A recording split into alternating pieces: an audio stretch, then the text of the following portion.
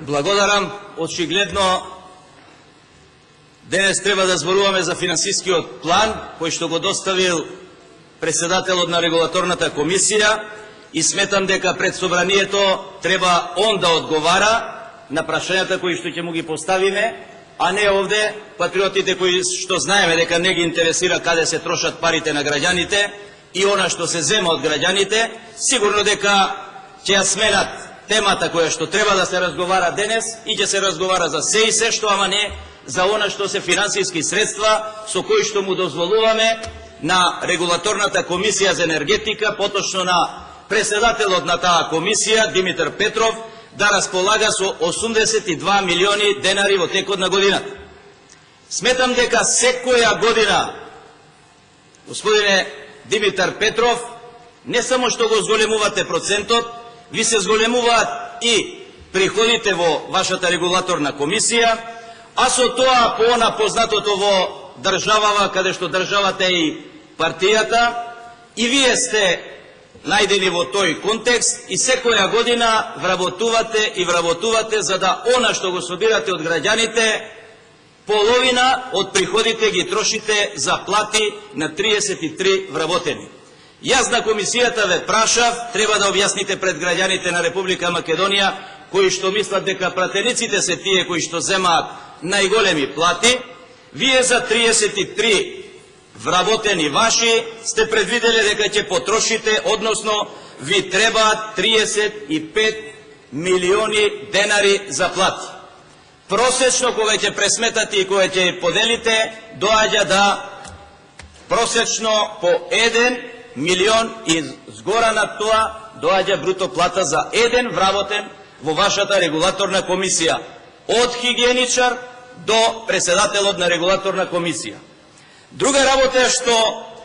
многу е лесно, бидејќи од централниот регистар добивате колку тоа се приходите на оние кои што требаат од скупниот приход да определат по овој процент кој што вие сте го определиле од 0,562 и сега да кажувате дека е под оној законски минимум од 1%. Зошто не предвидувате колку ви се потребни и луѓе, колку ви е потребно за да правилно, функционално ја завршите работата на она за што сте и поставени, на она за што сте и формирани. Ја верувам дека 82 милиони денари, многу од овие кои што имаат лиценци за бавење со енергетика, немаат нето приход, односно добивка во текот на годината, колку што вие од вкупниот нивни приход земате, и сигурно дека она што сте го планирале да го земете од тие луѓе, многу е лесно со вашите сметководители да им кажете: ние сме непрофитна организација, ние сме непрофитни и не смееме да имаме на крајот на годината вишок на приходи од расходи, и према тоа ќе ми ги пресметате сите приходи да бидат покриени со соодветни расходи. И тоа многу умешно сте го направиле, а овде повторно од средниот ред сигурно нема ништо да преземат за тоа, сигурно дека ќе го поддржат тој финансиски план, без око да им трепне каде ќе ги трошите тие пари. Тоа беше една од работите кои што ве прашавме на комисијата за економски прашања, а на што не одговоривте. Не одговоривте ни зошто секоја година некои одредени трошоци кои што сметаме дека се усивата зона, тоа се интелектуалните услуги, ги зголемувате и за 78%. Сметаме дека секоја година имате зголемување и за публикации, имате зголемувања и за новини, дали тоа вашите вработени тамо читаат новини, па толку многу да трошите за такви списанија, или пак треба да спонзорирате одредени списанија кои што треба да го прикриваат криминалот на власта, а од друга страна да ја омаловажуваат опозицијата. Она што треба да се запрашаат, бидејќи многу им се устите полни кој користи стан, и председателот на регулаторна комисија во финансискиот план ни доставил дека и оваа година 2015 и за 2016 предвидел 350.000 денари дека ќе плаќа закупнина за стан. Кој седи во тој стан, кој живее во тој стан, тука треба да ни одговори и зашто ги троши. Понатаму треба да одговори како тоа енормно да ги зголемува трошоците и каде тоа патуваат, за да прикажуваат 3 милиони и 100 илјади денари патувања во странство.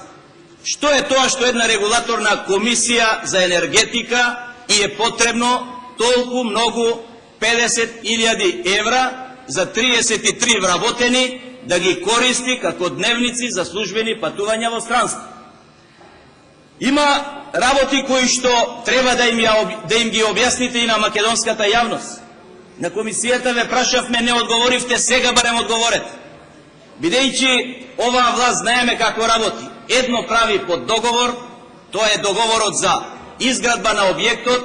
каде што многу имаше и тука прашања колку тоа ќе заштедите и колку години ќе плаќате кирии со она што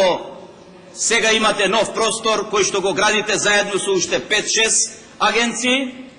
и сумата беше 5 милиони денари плаќате годишно за кирии, а сметајќи на она што сметате да потрошите, односно со овие надоградени износи, доаѓа 30 на години да можете да плаќате кирија. Меѓутоа, добро е да имате и собствен објект. Симптоматично е тоа што кога ќе се договорите да градите еден објект, дали во приватна својина, кога ќе се договорите со некоја градежна фирма да ви го изгради станот за 650 евра по квадратен метар или 700, ќе прифатите кога станот ќе ви биде готов да ви каже треба да додадете не 650, него 1000 евра по квадратен метар. Е тоа ви се случува и вас овде со тие дополнителни градежни работи, како што знаеме, секаде каде што градите, подобро Маријанчо спомна и да не градите, бидејќи кога градите гледаме колку крадете и колку провизии земате од тие пари. И овде го правите истото така, 2 милиони евра на износот на оној објект кој што го градите, не знам дали е во барок или не е во барок, 2 милиони евра треба повторно да ги дадете на оној кој што се договорил со вас за една определена сума да ви ги направи тие канцеларии каде што треба да работите. И се на се би било добро ако објасните дека и вие и другите кои што седат во таа зграда, дали би дозволиле кога во приватна режија би граделе таков објект или во приватна фирма, некој стопански објект ако градите, ако оној кој што ви го гради секогаш ви надоградува, секогаш ви носи анекси на договор и вие тие анекси на договор, како што овде пратениците ви го прифаќаат финансискиот план, онака како што вие ќе го доставите, и сето тоа да си помине без ни око да ви трепне дали трошите пари на граѓаните. Зборувате дека она што го добивате како износ не е директно од джебот на граѓаните. Немојте да мислите дека оние енергетски капацитети кои што имаат лиценца за обавување на енергетска дејност, дека овој процент кој што ви го даваат вам нема да го надоградат во цената на она што го плаќаат граѓаните на Република Македонија. Немојте да мислите дека тие се толку наивни и не знаат дека треба да платат и за една агенција, односно една комисија која што треба да ги регулира сите работи, а буквално наместо да ги регулирате, вие заедно со власта успеавте она што требаше да се ослободи пазарот на енергија во Република Македонија, наместо да преземете како регулаторна комисија и да им кажете на власта не сте во право, вие тука наведнате глава и прифативте онака како што сакаше власта, демек до влегување во Европска Унија ќе одиме онака како што ќе сака власта во Република Македонија.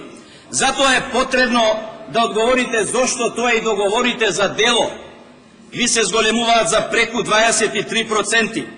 Зошто тоа материјалните расходи секоја година ви се зголемуваат. Зошто тоа превозните и транспортни услуги ви се зголемуваат секоја година. Зошто тоа ви се зголемуваат и комуналната хигиена дури ви се зголемува.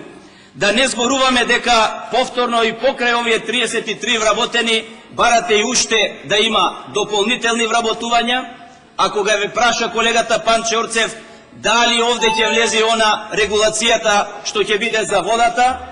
вие рековте дека за тоа не го ставивте дури ни на дневен ред, не го ставивте дури ни да кажете дека да, во дополнителниот финансиски извештај, дополнителниот извештај кој што треба да го доставиме, треба да се стави